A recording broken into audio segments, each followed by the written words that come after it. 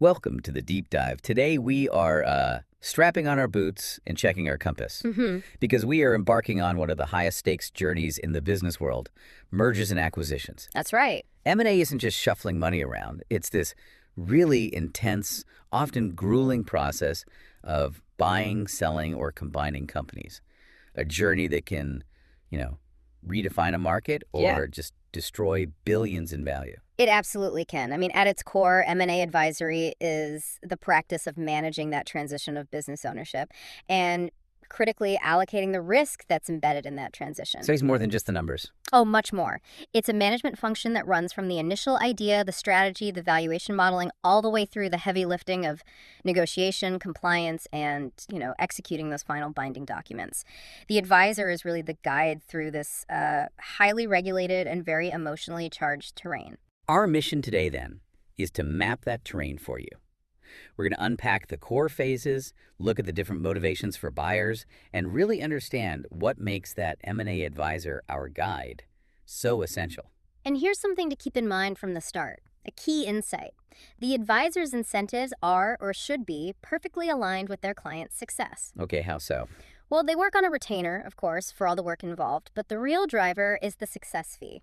It's typically 1% to 2% of the total enterprise value. So if the client gets a great deal, the advisor gets a great deal, it ensures they are pushing for the absolute best outcome, always. Okay, let's start unpacking this journey then. First question, why? Why do companies even subject themselves to all this? This distraction, the expense, the risk? It really comes down to three core strategic drivers. The first is the simplest one, accelerated growth. It's getting bigger faster. Exactly. M&A is often the fastest path to achieve the scale you need or to get into new markets or maybe to acquire some critical technology. You see this all the time. All the time. Look at Home Depot acquiring SRS distribution. The stated goal was explicit. They wanted to expand their addressable market by a mass $1 trillion. A trillion. You can't build that organically. Not in a few years now. Okay, so that's a huge accelerator. The second motivation we always hear about is, the idea that 1 + 1 = more than 2. Synergies. Synergies, right? And this is where it gets tricky because they come in two very distinct flavors. Okay. The easier ones are cost synergies. These are, pretty reliable. You're saving money by getting rid of redundant jobs, facilities, that sort of thing.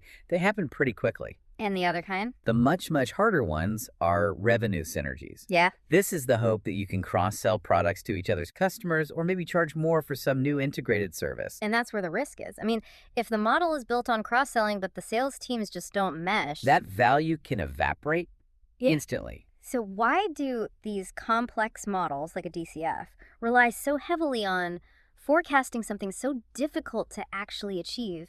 That's the inherent tension, right? Revenue synergies are aspirational. They reflect the potential of the deal, not the current reality. They're what the strategic buyer is willing to pay that premium for.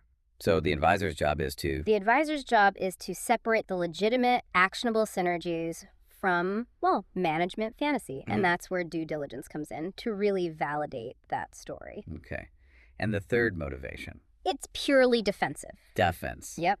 Sometimes the main goal is just protecting your market share or blocking a competitor from getting an advantage. The classic example is a big pharma company buying a small biotech startup. Not just for the drug, but to keep it away from their rival. Exactly. It's an insurance policy as much as it is an investment. So if M&A is driven by all these complex factors, it seems like the skill set for the advisor goes way beyond just corporate finance. What makes the M&A guy different from, all the other finance pros? It's all about the mandate. The M&A advisor is focused on ownership transition and enhancing value. Think about the others. The banker is focused on capital raising, an IPO, debt. They find you money, but they don't change who's in control. Okay, got it. The mechanic, or the restructuring expert, they're fixing distressed companies. Their focus is stability, not growth. And the investor, like private equity, they're deploying their own capital to buy, fix, and then sell on a pretty strict timeline. So the guide isn't finding the money or fixing the books, primarily. Precisely. They are managing the complete change of control and making sure the value in that change is actually realized. They're the process managers, the risk arbitrators. This is where the journey mapping gets really critical. You mentioned a 3-phase arc. Let's start with phase one, planning and strategy. How deep does that really go? Phase one is where you either minimize or you magnify your strategic risk. It all starts with defining the M&A thesis. The why behind the what? The why behind the what's, Mhm. exactly. The client has to be able to articulate why this specific combination is going to deliver value. Is it about reshaping the portfolio, improving margins? The advisor has to pressure test that logic against the internal excitement, The deal fever you the mentioned. very first signs of it. That reality check sounds brutal, Yeah. but necessary. What are they actually looking at? They're asking the really tough questions. Can management actually handle the integration? Is the target really that special or just a cheaper version of something else? And crucially, they're using this phase for preparation. Cleaning house. You got it. We see advisors finding and fixing internal gaps like, say, messy financial reporting or bad governance. That could become deal killers later on. You have to clean your house before you invite people over to inspect it. That sets us up perfectly for phase two. Evaluation or due diligence, you call this value discovery, not just checking boxes. How does that change things? It changes everything. Diligence isn't just a compliance checklist. It's about actively validating the seller's story and bridging that gap between a spreadsheet model and the messy operational reality of a business. You stress test every single assumption. So what are some of those key forensic checks? Well, beyond the usual accounting, you're doing a deep customer concentration analysis. I mean, how much risk is tied up in their top 2 customers? You do a deep technology assessment where you often find hidden technical debt that could completely kill any synergy plans. And I imagine the goal of that analysis is totally different depending on which side of the deal you're on. Oh, completely. The sell side's job is preemptive defense. They build a data room to control the information to shape a clean defensive story for the company. And the buy side. The buy side is on the attack. They are conducting forensic analysis to find reasons to do one of 3 things: proceed, terminate the deal, or, most often, renegotiate the price based on risks they've just uncovered. Once that decision to proceed is locked in, the tools of commitment come out. Let's talk about the documents. We hear about the teaser, NDA, CIM. Right, so the teaser just screens the field. The NDA, the non-disclosure agreement, is the shield that lets you share real numbers. But the confidential information memorandum, the CIM, that's the real strategic weapon. The 80 to 150 page story. That's the master narrative. It tells the growth story and builds the entire case for that premium valuation you want. And that document has a real tangible impact on price. A huge one. A well-crafted CIM, one that's transparent but also compelling, can justify a 10 to 20% valuation uplift. It's the art of turning raw data into an investment thesis. Once that story works, commitment escalates.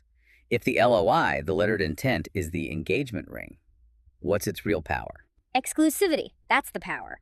The LOI locks the seller into negotiating only with that one buyer for a set period. It stops them from shopping the deal around anymore. That's a huge piece of leverage for the buyer. The single biggest piece of leverage, arguably. And then the final marriage certificate, the share purchase agreement, or SPA. This is where the risk actually gets transferred. Exactly. The SPA is the binding contract. It's got all the specific promises, the reps and warranties about the company's health. But attached to every SPA is something critical: the disclosure schedules. The fine print. Why is this so important? Because it's the primary tool for shifting liability. If the seller lists a specific problem on that schedule, a pending lawsuit, a customer dispute, the buyer is officially accepting that risk. So you can't sue for it later. You can't. The seller can just point to the schedule and say, "I told you, you accepted it." It defines what the buyer knew and what they agreed to take on. That brings us to phase 3, execution and closing.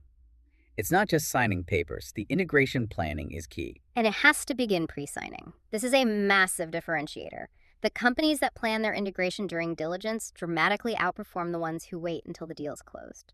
Why is that timing so critical? What happens if you wait? You get operational paralysis, and your best people leave. You have to hit day 1 with absolute clarity on who is in charge of what. If management is still debating structure for weeks, you lose momentum, you lose talent, and you miss your window to capture those cost synergies. We should also just quickly note that M&A isn't always a straight acquisition. You see things like mergers of equals or divestitures. Right, and divestitures are a huge part of strategy today. Things like a spin-off where you create a new public company or a carve-out, selling a minority stake.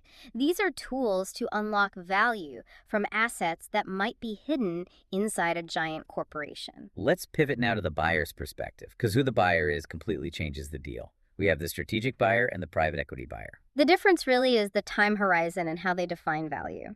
The strategic buyer is integrating the company into their own. They're looking for that 1 + 1 = 3. The synergies. The synergies. They hold the asset forever, so their valuation is the company's value plus the full value of those potential synergies. And the private equity buyer, the financial engineer. The private equity buyer is driven by one thing: return on capital and a defined exit.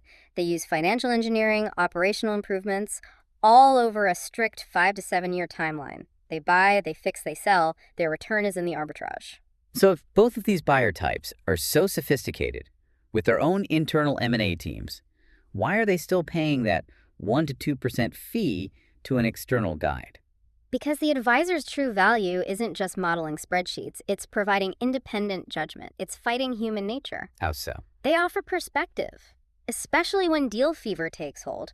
When the internal team is so emotionally invested, you need an external, unemotional voice who can say, walk away, this is too expensive. Right. You're so close to the finish line, you ignore the obvious traps. Exactly, and that ties into pattern recognition. An experienced advisor has seen hundreds of deals. They spot the red flags a first-timer might miss, like that dangerous customer concentration we talked about. They also serve a critical role in translation, turning the operational details into the financial story investors need to hear. So this all brings up the final critical question. Yeah. What actually makes a deal successful? We all focus on the highest price, but it sounds like that's just one part of it. It's the ultimate balancing act. A successful deal balances the highest price against 3 other absolutely critical factors: certainty, speed, and terms. Okay, let's break that down. Certainty. A high price is worthless if the deal never closes. Certainty is about the risk of failure from regulators, from financing falling through. Sometimes a lower price from a buyer with high certainty is actually the better deal. And speed. Time kills deals. It absolutely does. And timelines have gotten longer, up about 11% since 2018, averaging 191 days now. That's over half a year. Half a year of uncertainty, it creates friction, people get nervous, and your best talent starts looking for the exit. A fast, clean process retains value. And finally, the terms. The fine print. The fine print, the indemnities, the warranties, that's the real risk allocation. Getting favorable terms, like a cap on your liability, can be strategically more valuable than squeezing out 1 more percentage point on the price, especially if you're a founder who wants a clean exit. So what's the key takeaway for our listener? It sounds like M&A advisory is really about judgment, not just math. It's about decision-making under incredible uncertainty. That's it exactly. The highest offer is often the highest risk. And the cheapest acquisition is always too expensive if those synergies you were banking on never show up. The guide's true value is that holistic judgment, balancing all those factors against the emotional pull of the big number. That's a profound distinction, a crucial piece of insight for any high-stakes environment. I'll leave you with one final thought, because it gets to the heart of what that independent judgment is worth. Sometimes the most valuable advice an experienced M&A guide can possibly give, even when they're staring at a massive success fee, is a simple, direct, do not take this path. Think about the courage and the foresight it takes for a guide to recommend walking away from their own lucrative payout because they know it's the only safe choice for the client. That is true advisory.